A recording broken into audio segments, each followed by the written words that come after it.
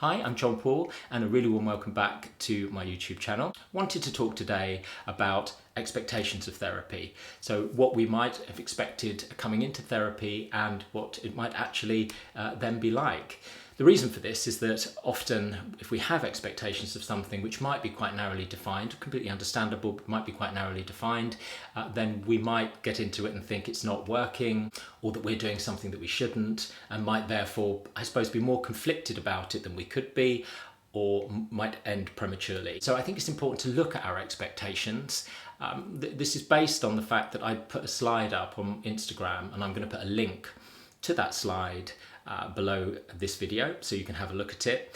And what that slide showed was what I expected from therapy, and there were three things, and then what it was actually like. And a lot of people responded to it. So I do think it's something that does come up for people, definitely. Just using the slide as a base really to talk things through here. What the slide said as far as expectations, as I say, were three things, which were the therapist asking you a lot and how does that make you feel?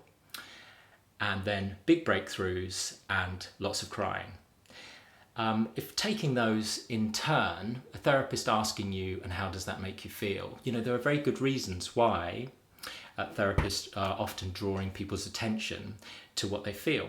Often in life, we come away from what we feel. We're led by the environment around us and our cognitive function, and we get disconnected from our feelings and therefore our bodies because it didn't really matter what we felt. We had to do certain things. We had to do things even if we didn't want to a lot of the time. And of course, that's part of life. Anyway, sometimes. But a lot of us, as I say, do get into the habit of coming away from our felt experience. So we're losing those messages that our feelings, our emotions, our body gives us about what to go towards and what to come away from. So as I say, there's very good reason, both for therapists often directing attention to our bodies, to our feelings, and also really encouraging us to bring those feelings and voice them in relationships. Sometimes people know what they feel, but they haven't had an experience where it's been safe to bring what they feel into relationship with another person. And therapy ought to be that place where there isn't anything that you can think, anything that you can feel, and if you communicate it, where that will be a problem. So definitely, I think that question will be asked. From a personal point of view, how does that make you feel? Often the response to that will be either okay or not great. Perhaps a more helpful question can be, what does that make you feel? That tends to then elicit more of a response of anger or sadness, fear, grief, love, whatever it is, which I think can be more helpful. As well as feelings though, as well as talking about feelings and drawing your attention to your felt experience of things, there's also thoughts, of course. You know, we're not just made up of what we feel. It might be that that's the primary relationship which has been disconnected during early experience.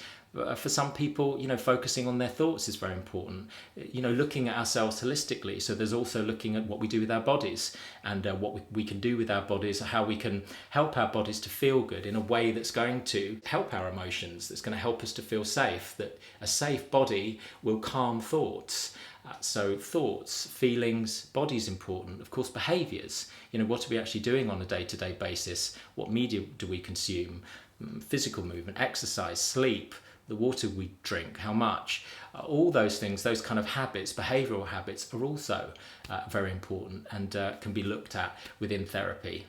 As well, might be looking at relationships with others. There is an overlap, of course, between behaviours and the amount of time we're spending around other people, but looking at relationships with others, what comes up for us there? Do we trust other people? Do we trust ourselves in relationship with other people? What happens, you know, around validation from others? What's that like? How do we orientate ourselves in relationship with other people? Communication, boundaries, all of those things can come up. And relationships with others outside of the room, really importantly, perhaps we could be looking at relationship with your therapist within the room and what that brings up and what that's like. So as well as feelings, there's, as I say, thoughts, body, behaviours, relationships, relationship with self, relationships with others, your imagination, daydreams, dreams, all sorts of things that can be looked at, can really helpfully be looked at in the work.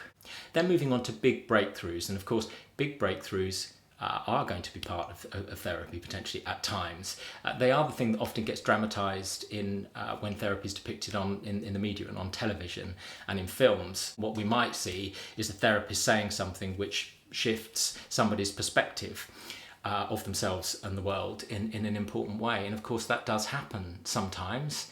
And with these big breakthroughs, somebody's view of themselves and the world changes in a way that it's helpful for them, and they're never going to go back from. You can never unrealize something. You can never unsee or unexperience something. So big breakthroughs definitely are part of it.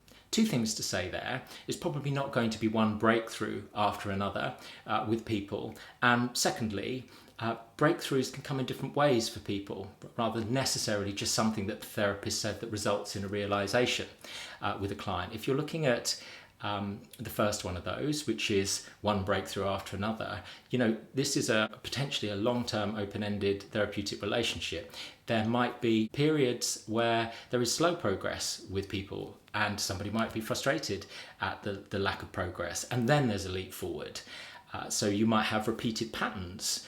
Somebody comes into therapy to change patterns, but there is often a lag between the cognitive awareness of something and realizing that something needs to change, and even how it might change, and actually experiencing that differently. So you might have, as I say, slow progress, you might have repeated patterns, and then a leap forward.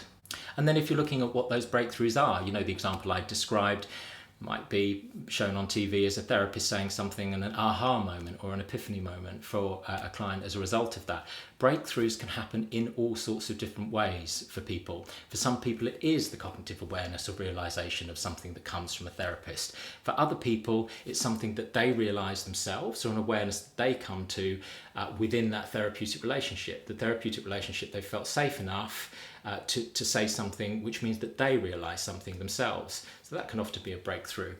Breakthroughs can be in expressing somebody's frustration or anger. It can be in expressing gratitude. So it can happen during sessions. It could happen on the door handle moments, just as somebody's leaving the room. Of course, breakthroughs can and will happen outside of sessions. It isn't just work that happens during the 50 minutes. The sort of realizations that we might come to, our psyches will be using the information and using the experience that happens during therapy in all of our interactions outside of therapy. So a big breakthrough could happen at 2 p.m. whilst you're standing in the queue for a coffee. You might realize that you're being very critical about yourself, or even perhaps other people. And those sorts of awarenesses, as I say, those sort of shift in perspective can happen at any time, can happen at any moment. They may be in relationship with self only you can hear it, or there might be something you feel more able to do in relationship with others. Put a boundary in, communicate something, or in a moment not communicate something. Some people work could be around not being as critical within a romantic relationship, for example. So it could be that to contain something, to self-soothe, could be somebody's process. So lots of different ways that breakthroughs can happen. And we often attach, and therapy is that it is a relationship, isn't it? In ways where we might have ambivalence or feel anxious. It may not be feeling 100% fully committed to therapy all the time. We might sometimes really look forward to therapy and wish it was sooner. There might be other times when we wish we didn't have it, or don't know what we're going to talk about. Sometimes we might wonder whether we like our therapist. Sometimes we might wonder whether our therapist likes us. Is this a good use of money? Is this being helpful? It may be that we come into therapy thinking that it's going to be about one particular thing, and actually it turns into something else. Or we do deal with that one particular thing, and then there's other things that we want to look at. So those breakthroughs, again, as I say, can be different. There isn't a linear process, I don't think, for people. There's no prescribed formula for doing this. There's no right, there's no wrong. There's just bringing what's happening for you, and to the extent that somebody can, to talk about it, to bring into relationship what's happening for them. And then lastly, tears and crying a lot. As I've said with the other two, there's a good reason why tears are important, and why tears can often be a part of therapy, can often be a part of the breakthrough for people. Of course, they're a feeling.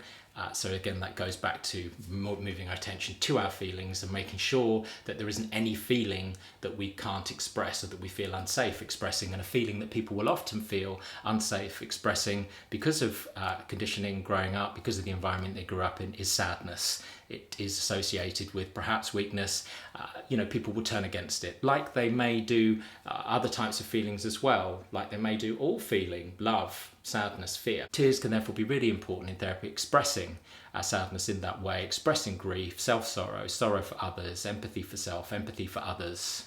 Often we aren't able during early experience to express the grief in that way that we might have done, or express love. I mean, tears can be expressed with joy as part of joy and love as well, and those things may not have been possible in the past. So no matter how further in the future it might be, to express them, say both in relationship with self but also in relationship with a therapist, and that to be okay, can be very important for people. And something that's very healing that can come from therapy can be a big breakthrough, to be able to be tearful, for that to be accepted, understood, heard, empathized with. And also, as well as tears, laughter as well can be important in therapy, as in all relationships, as long as we're not using it to avoid something. And if we are using it to avoid something, then that's something we can look at too. So tears are important, laughter can be important, expressing anger could be important. I don't mean physically, I mean verbally, to say that that's something that's rising for people. And another important feeling, as well as the sort of tears and sadness, is also fear and anxiety. I would say that's a really key one, is that sort of feeling the fear and doing it anyway, or saying it anyway. Really going to an edge. If something has been something that somebody's felt ashamed of, feels anxious or embarrassed to say that within therapy to somebody, to feel safe enough to say that, often those things lose their power. We're able then to process them, for them to be heard, understood, is huge progress for people. To realise that within the therapeutic relationship there is nothing that they could say, think, feel that will ruin the relationship, that will change how somebody will feel about them, is often where the work's going to be. So tears being an indicator of where the work and shifts, and also if we feel nervous or anxious about saying something, really trying to do that where we can as well. So I hope what's come through here is that, of course, feelings, big breakthroughs, sadness are likely to be a part of an ongoing therapeutic relationship. And also, there's no right or wrong to it. There's no prescribed formula. As in any relationship, there are all sorts of things that are going to come up. There's ambivalence that we might experience. As long as we communicate it, as long as we do our best to talk about it within the therapeutic relationship, it may be that we decide as a result of that we don't want to continue, for example. I think the important thing is to trust ourselves and the other person enough to enable us to do that.